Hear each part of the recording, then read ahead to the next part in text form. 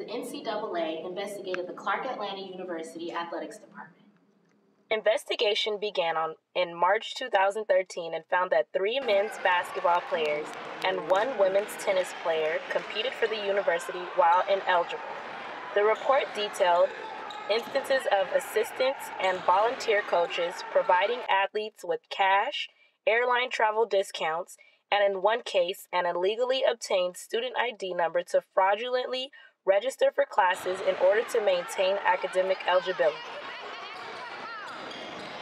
The incident actually occurred before my presence, so I have no opinion about it one way or another. I say stay disciplined, stay transparent, and stay focused is the best way to protect the brand. CAU's athletics department is currently dealing with the repercussions of the investigation. Thanks again, I'm Diamond Monroe with Dogus 30. The appreciation of the arts are slowly deteriorating in today's society. Will a visit from an artistic photographer, Iris D. Parker, revive the love and life of art on this campus? Iris D. Parker came to Clark Atlanta University from South Africa to share some of the things that she tries to convey through her art. What I'd like to convey through my art is images of dignity and humility and agency within the community of Africans and descendants of African people throughout the entire African diaspora. Although many students attended the Iris D. Parker seminar, some still feel that art is underappreciated. It's always art that sparks the revolutions or the reforms. So it's usually art, what people are paying attention to. And I just feel like it's underappreciated, but that's always been the case. In an interview, Iris D. Parker points out that visual images empower the viewing audience.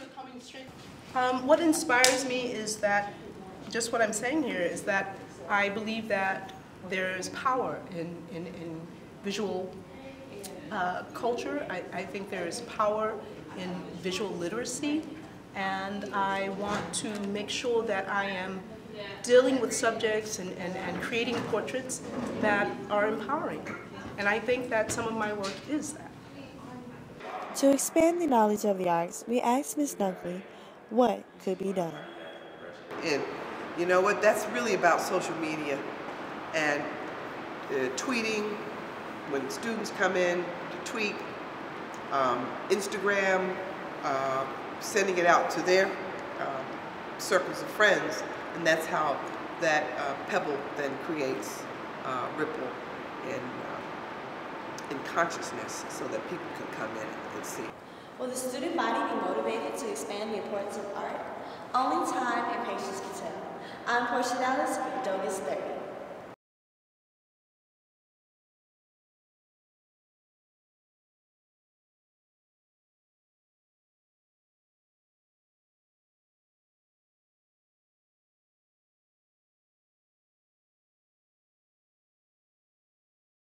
In today's society, music has become a very dominant fix in the American culture. So I decided to sit down with one of music's brightest stars to get an inside look of what it's like to be a female in a male-dominated music industry. Lyric Wright is a songwriter and singer who has written hit songs for Tiffany Evans, Keke Palmer, and Justin Bieber, to name a few. Tell us a little bit about yourself. What exactly do you do in the music industry? Lyric Wright, I'm a songwriter and producer out of Atlanta, Georgia, for Keke Palmer, Justin Bieber, just to name a few. I've been working for my music for about 6 years now, and now I'm getting ready to gear up for my EP. I'm excited about it. When did you decide you wanted to pursue music and become a songwriter? Oh man, I think I was maybe 13 or 14 years old. I was a part of the Tupac Amaru Shakur Foundation, and they asked me to be a part of a Tupac album, The Rose Volume 2. That was actually my first big songwriting gig. So I was in the studio doing my thing, and then I started singing. I actually heard my voice on an album. I'm like, this is really coming out. So I said, maybe I could do this for a living. Being an African-American woman in a male-dominated industry, is it a little bit more difficult to be taken more seriously compared to your male counterparts? No, I don't think it's hard to be taken seriously, because when you look at the women who's prospered in this industry, like the Lauryn Hills and the Missy Elliott's or what have you, I wouldn't say it's hard. I just say you just have to work a little bit harder. And that's just in general, as a woman, you're going to have to work a little bit harder to let them know that, you know, I'm here, I'm relevant, and half the time I probably do this job better than you. Have you ever felt any discrimination or female bias being in the industry as a female vocalist and a songwriter? Yes. Anytime I go into a session where they're like, I'm the only girl, it's always funny because they always look at you like, all right, what you gonna do? And I understand that, I feel that, but I let my talent speak for itself. My talent has no gender. My talent has no color. My talent is just talent. So when it happens, and you know, it speaks for itself. So I've had discrimination, but it doesn't really bother me. Would you say that men are respected more in the industry, or would you say that women have more respect, or would you say it's just about the same for both men and women? It kind of evens out because it just kind of depends on how you divide it up. So let's say a producer. Sometimes what I feel personally that a man is more respected as a producer than a woman. And then as a songwriter, I feel like it's an equal playing field because there's been enough women to prove that they're great songwriters just as well as there's been enough men to prove that they're great songwriters. So that's where it becomes equal. And then as an artist, I feel like there's a lot of bias because as a man, if you don't look a certain way or what have you, then you probably won't make it, but you may have a chance. As a female, to be prosperous, you have to look a certain way, you have to dress a certain way, you have to perform a certain way for you to generate the amount of sales that you want to generate or what have you. So each side has its ups and its downs, but I feel like no one gender is overall more higher than the other. So how hard would you say it is to get into the music industry, especially being a female? It can be extremely hard.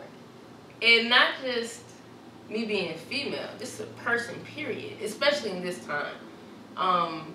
It's really all about who you know these days and less of how talented you are. So it kind of makes it harder. Are you currently working on any new projects or anything for the near future that we can look forward to? Yes, I am currently working on Christina Milian's project, which is kind of cool because we haven't heard from Christina Milian in a long time. I did a pretty awesome song on her. Can't wait. And then more importantly, I'm working on my album, my EP, Dare You to Love Me. Everything won't be sweet peachy king. You can't change the facts, that's just what it's gonna be. You may live once, spell 9 times 3. You can't change the facts, that's just what it's gonna be. We can't save the world, only you and me. You can't change the facts, that's what it's gonna be. You only live once, better wake up and see. You can't change the facts, that's what it's gonna be. That's what it's gonna be. One thing we definitely learned for sure today is that if you want to be a part of the music industry, it may be a little difficult, but if you have a dream and you're passionate about it, don't let anything get in your way. I'm Ruth Jean-Philippe, signing out for CAU TV.